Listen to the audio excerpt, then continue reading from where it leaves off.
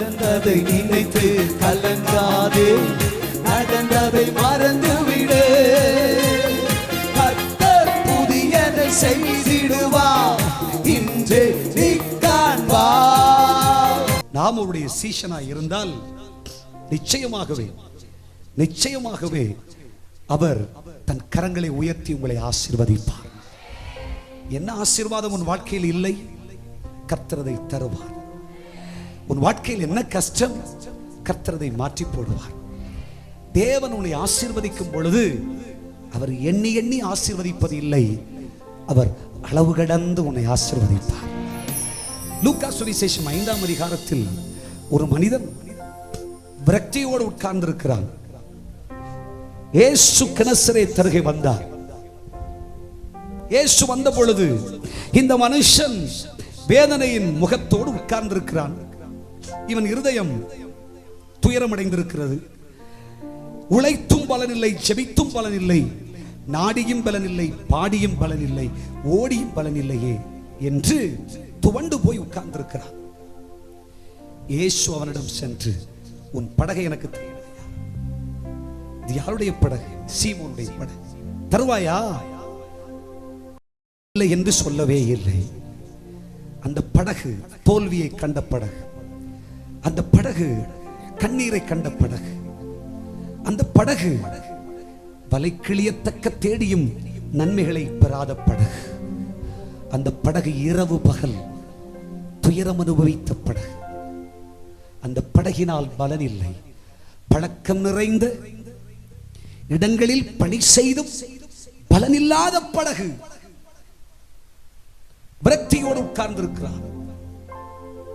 இயேசு படகை கேட்டார், அவன் படகை கொடுத்தார். இயேசு படகில் ஏறினார். படகில் ஏறி, கலங்காதே, உபதேசம் பண்ணின பிற்பாடு அவர் சொன்னார், உன் வலைகளை எடுத்து ஆழத்திலே போடு, ஆழத்திலே போடு. அவன் மறு உத்தரவு எதுவுமே சொல்லவில்லை. படகு என்பது நம்முடைய வாழ்க்கை, படகு என்பது நம்முடைய குடும்பம், படகு என்பது நம்முடைய சபை. எல்லாவற்றிலேயும் தோல்வி அடைந்து துக்கமுகத்தோடு இருப்பதை கர்த்தர் காண்கிறார். உன் துக்கத்தை அவர் சந்தோஷமாய் மாற்றுவார். துக்கித்து உட்கார்ந்திருந்தவர், இயேசுவுக்கு நீ படகை கொடு, நீ துக்கப்பட்டதெல்லாம் இருக்கட்டும், உன் வாழ்வை இயேசுவுக்கு தா. இயேசுவை உன் இருதயத்துக்குள்ள வச்சுக்கோ. இயேசு உன்னில் ஜொலிப்பாராக, பிரதிபலிப்பாராக. உலகம் உன்னில் இயேசுவை பார்க்கட்டும். நீயோ அவர் சொல்வதை கேளு, அவர் உபதேசம் பண்ணுவதை செவிசாய்த்து கேளு. கடைசியா உன்னை பார்த்து சொல்லுவார், நீ கலங்காத, நீ சோர்ந்து போகாத, நீ போய் வலைய போடு, இடம் கொள்ளாமல் போக மட்டும் ஆசீர்வாதம்.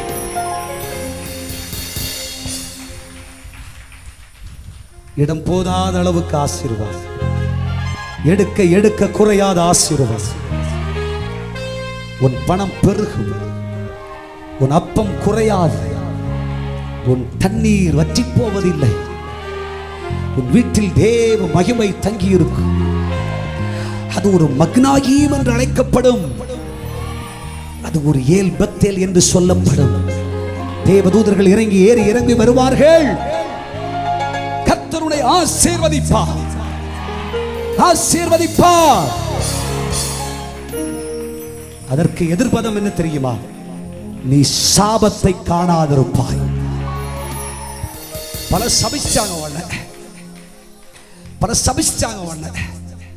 இந்த சாபம் உன் தலைமையில தங்காது, உன் வீட்டில் தங்காது.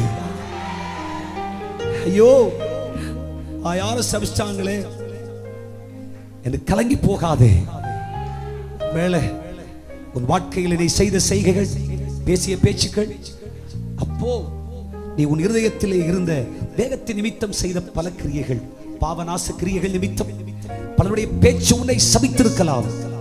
சாபம் உண்மையில் பற்றவே பற்ற. கர்த்தர் உன்னை சொல்லிக்கப்படுவார், ஆசீர்வதிப்பார். அவர் எதற்கு தெரிந்து கொண்டார் என்றால், உன்னை ஆசீர்வதிப்பதற்கு. நடந்ததை நினைத்து கலங்காதே, நடந்ததை மறந்துவிடு. கர்த்தர் புதியதை செய்து